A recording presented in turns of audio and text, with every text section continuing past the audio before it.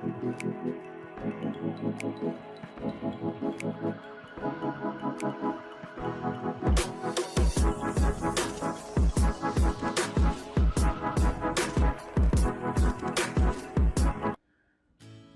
adik-adik, apa kabar hari ini? Oke, Ibu percaya semuanya luar biasa. Perkenalkan Ibu, Aleta Patanakota SPD, mata pelajaran IPS.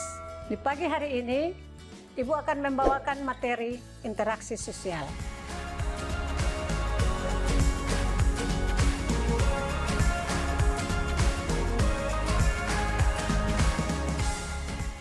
Dengan tujuan 1. Menjelaskan pengertian interaksi sosial. 2. Menjelaskan syarat-syarat interaksi sosial. Dalam kehidupan manusia di dunia, pasti membutuhkan orang-orang lain. Pada dasarnya, manusia selalu ingin berkumpul dengan manusia lain. Selalu ingin bertemu, berbicara, atau ingin melakukan kegiatan-kegiatan lain dengan manusia lain. Contohnya, beribadah bersama, belajar bersama, bermain bersama, bahkan bekerja bersama-sama. Adik-adik, melalui pergaulan di masyarakat, manusia dibentuk sebagai makhluk sosial. Manusia disebut makhluk sosial karena ia memiliki gregariaones, yaitu suatu naluri untuk hidup dengan orang lain. Contohnya, adik yang baru lahir membutuhkan ibu atau pengasuhnya.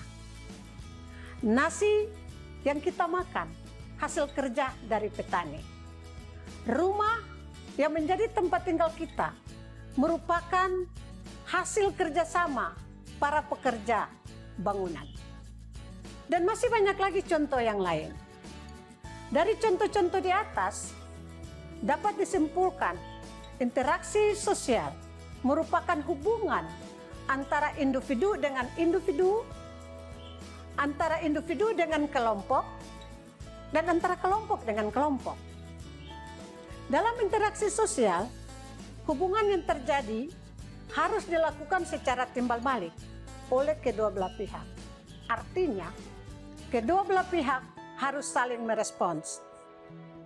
Seperti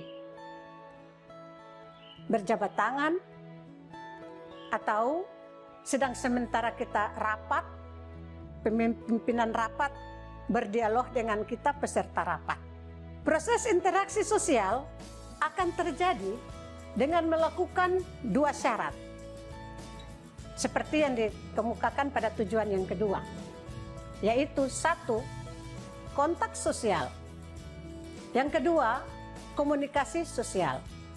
Tanpa melakukan dua syarat itu, interaksi sosial tidak akan terjadi. Proses interaksi sosial didasarkan atas beberapa faktor, yaitu 1. Faktor imitasi, 2. Faktor sugesti, 3. Faktor identifikasi, 4. Faktor simpati. Faktor imitasi merupakan proses seseorang mencontohi orang lain atau kelompok. Contohnya, adik yang bermain masak-masakan. Karena dia melihat ibunya di dapur yang selalu memasak, maka dia meniru apa yang ibu lakukan. Faktor sugesti. Faktor sugesti merupakan pengaruh yang dapat menggerakkan hati orang lain. Contohnya, seorang pasien yang berobat ke dokter. Pasien tersebut akan mengalami penyembuhan setelah ia bertemu dengan dokter. Jadi dia tersugesti dengan berpikir bahwa kalau ketemu dokter pasti dia mau sembuh. Faktor identifikasi. Faktor identifikasi merupakan kecenderungan-kecenderungan atau keinginan-keinginan dalam diri seseorang untuk menjadi sama dengan orang lain. Contohnya, seorang anak mengidolakan pemain bola, sehingga semua tingkah lakunya, idolanya akan dilakukan. Faktor simpati. Faktor simpati merupakan kemampuan untuk merasakan diri seolah-olah dalam keadaan orang lain dan ikut merasakan apa yang dilakukan, dialami, atau diderita orang lain.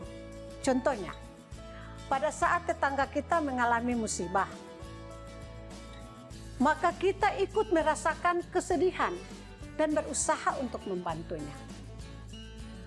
Faktor-faktor itu dapat bergerak sendiri-sendiri secara terpisah atau bergabung.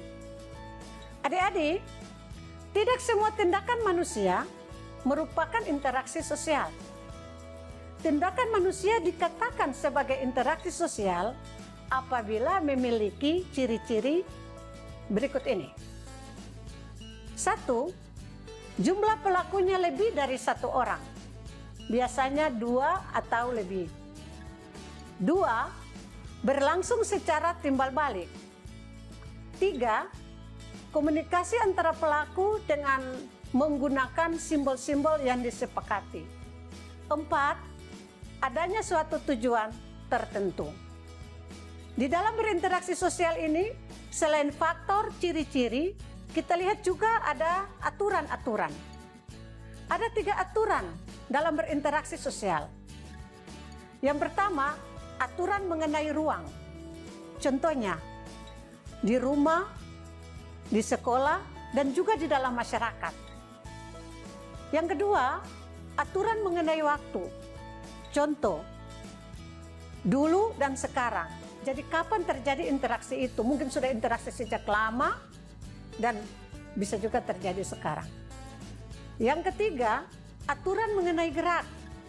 Contohnya, dalam berinteraksi kita juga memperhatikan lawan bicara kita dengan sikap tingkah lakunya, seperti bisa juga memencingkan mata, menggelengkan kepala, juga mengangguk-angguk kepala. Nah, kesimpulannya dari materi tadi, yang pertama, interaksi sosial adalah hubungan yang terjadi antara manusia dengan manusia yang lain, baik secara individu maupun kelompok. Yang kedua, dalam interaksi sosial, kontak sosial dan komunikasi sosial merupakan syarat untuk mengadakan interaksi sosial.